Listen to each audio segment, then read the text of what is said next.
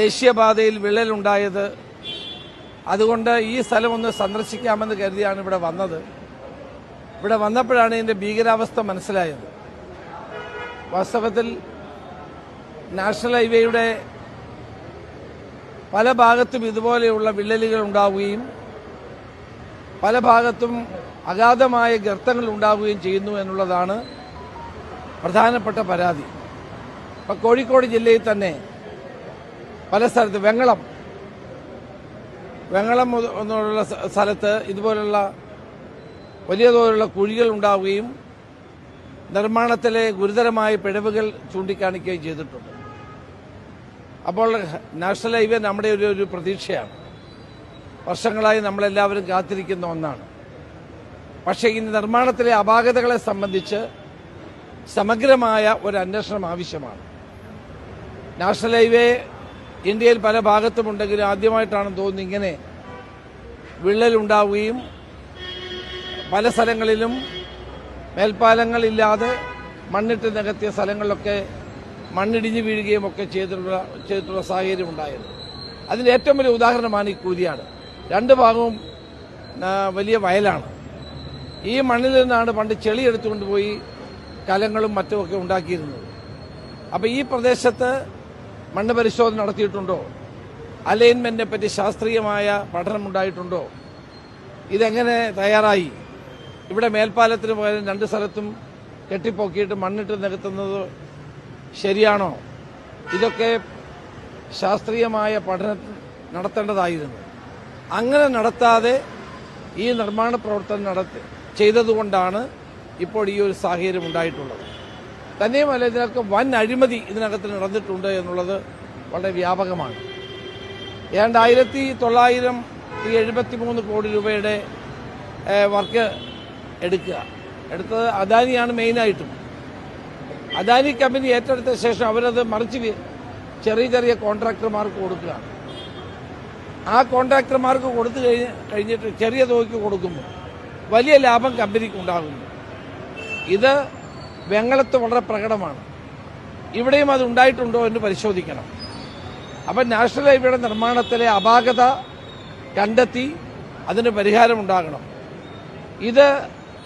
ഈ അപകടത്തിന് കാരണക്കാരായ കോൺട്രാക്ടർമാരുടെ പേരിൽ നടപടി ഉണ്ടാകണം. അതുകൊണ്ടാണ് സമഗ്രമായ അന്വേഷണം നമ്മൾ ആവശ്യപ്പെടുന്നത്. ദൗർഭാഗ്യവശാൽ കേന്ദ്ര ഉപരിതല ഗതാഗത മന്ത്രി ഗഡ്കരിയെ മുഖ്യമന്ത്രിയും PWD മന്ത്രിയും കണ്ടപ്പോൾ ഈ അഴിമതിയെപ്പറ്റി ഒന്നും പറഞ്ഞില്ല. അത് വളരെ തെറ്റായൊരു കാര്യമാണ്. നിർമ്മാണത്തിലെ അപാകതയും അഴിമതിയും ചൂണ്ടിക്കാണിച്ച് സമഗ്രമായൊരു അന്വേഷണം നടത്തിയാൽ മാത്രമേ ഹൈവേയുടെ ബാക്കിയുള്ള പണികൾ പോലും സുതാര്യമായും നല്ല നിലയിൽ നടക്കുകയുള്ളൂ. അതുകൊണ്ട് ഞങ്ങളാരും ഹൈവേ നിർമ്മാണത്തിലെ അപാകതകൾ കണ്ട് പൊട്ടിച്ചിരിക്കുകയോ ഡാൻസ് ചെയ്യുകയോ ഒന്നും ചെയ്യുന്നില്ല. മന്ത്രി പറഞ്ഞ പോലെ പൊതുമരാമത്ത് മന്ത്രി പറയുന്ന UDF ഈ ഹൈവേ തകരാറ് കണ്ട് തുള്ളിച്ചാടുക. ഞങ്ങളാരും തുള്ളിച്ചാടുന്നില്ല. ഈ ഹൈവേ ആരംഭിച്ചത് തന്നെ UDF ഗവൺമെന്റ് കാലത്താണ്. അതിനെ തടസ്സപ്പെടുത്തിയവരാണ് CPM-കാർ. ഞങ്ങൾ ഹൈവേ വേണമെന്നുള്ള ആഗ്രഹം ഉള്ളവർ തന്നെയാണ്. പക്ഷേ അത് നിർമ്മിക്കുമ്പോൾ അത് കുറ്റമറ്റതാകണം. അതിനകത്ത് അപാകത ഉണ്ടാകാൻ പാടില്ല. എത്രയോ വർഷം മനുഷ്യർക്കും യാത്ര ചെയ്യേണ്ട ഒരു പാതയാണിത്. ചരക്ക് ഗതാഗതം ഉണ്ടാകേണ്ട പാതയല്ലേ? അപ്പോൾ ഈ പാത സുരക്ഷിതമാകണം, അപാകതകൾ പരിഹരിക്കണം. അതിനുവേണ്ടി സമഗ്രമായ ഒരു അന്വേഷണം വേണം. ഇത് വളരെ ഗൗരവതരമായ ഒരു കാര്യമാണ്. ഇവിടെ വരുന്ന ഏതൊരാൾക്കും വ്യക്തമാകും ഇത് ഗൗരവമായ ഒരു കാര്യമാണ് എന്നുള്ളത്. അപ്പോൾ അതുകൊണ്ട് സമഗ്രമായ ഒരു അന്വേഷണത്തിലൂടെ മാത്രമേ ഇത് തെളിയുകയുള്ളൂ. അത് നേരിട്ട് കാണാൻ വേണ്ടിയാണ് ഞാനിവിടെ.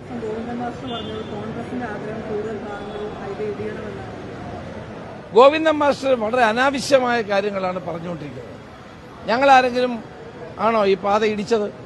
അദ്ദേഹം പറയുന്നത് കേട്ടതൊന്നും ഞങ്ങൾ ഈ പാത കുത്തിപ്പൊളിച്ചതാണെന്ന് തോന്നുന്നു. ഇതൊക്കെ നിർമ്മാണത്തിലെ അപാകതയാണ്. അപ്പം അദാനിയുടെ പാർട്ണറാണ് ഈ കമ്പനി എന്നാണ് മന്ത്രി തന്നെ പറഞ്ഞത്.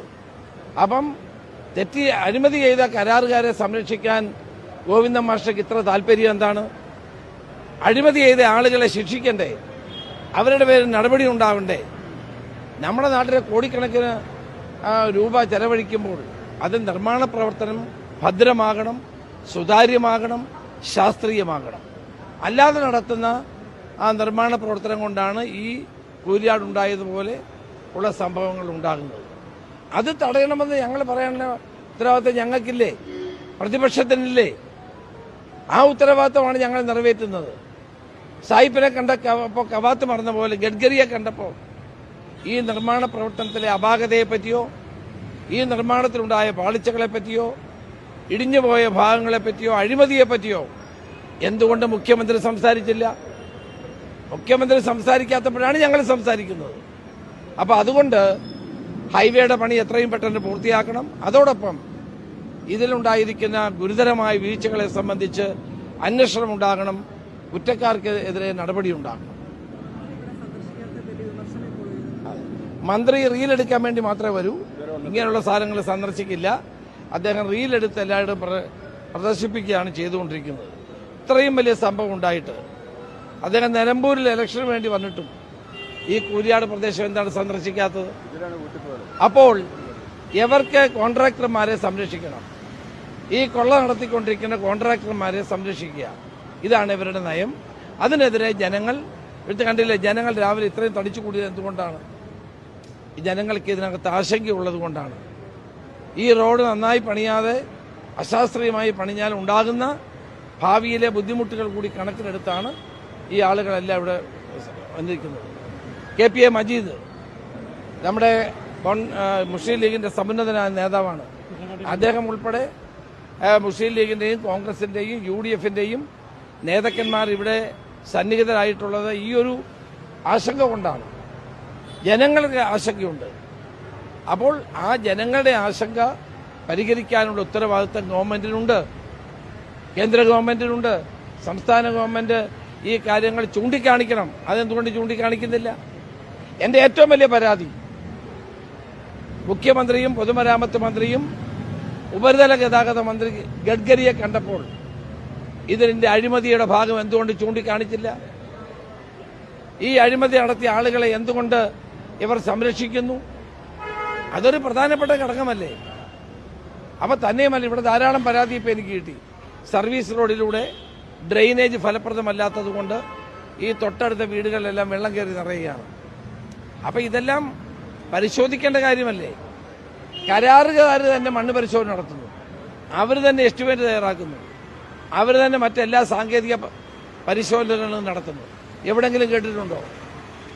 അപ്പോൾ ഇതിന്റെ അലൈൻമെന്റിനെ സംബന്ധിച്ച് ശാസ്ത്രീയമായ പഠനം, അതോടൊപ്പം തന്നെ ഇതിന്റെ പാരിസ്ഥിതിക പഠനം, ഇതെല്ലാം നടത്തി എല്ലാ കുറ്റങ്ങളും ഒഴിവാക്കിക്കൊണ്ട് ഫലപ്രദമായ നിലയിൽ ഹൈവേ നിർമ്മാണം നടത്തണമെന്നാണ് ഞങ്ങളുടെ ആവശ്യം. ഡ്രെയിനേജ് ഏറ്റവും പ്രധാനപ്പെട്ടതാണ്. ഡ്രെയിനേജ് ഇല്ലാത്തതുകൊണ്ട് പരിസരവാസികൾ വലിയ പ്രതിസന്ധി നേരിടുകയാണ്. മഴ വന്നപ്പോൾ എല്ലാവരുടെയും വീട്ടിൽ വെള്ളമാണ്. അപ്പൊ ഇതേപ്പറ്റിയൊന്നും അവർ ആലോചിക്കുന്നില്ല. അപ്പൊ പൊതുമരാമത്ത് മന്ത്രിക്ക് ഉത്തരവാദിത്തമില്ലേ? കേരളത്തിലെ പൊതുമരാമത്ത് മന്ത്രിക്ക് ഉത്തരവാദിത്തം ഇല്ലേ? മുഖ്യമന്ത്രിക്ക് ഉത്തരവാദിത്തം ഇല്ലേ?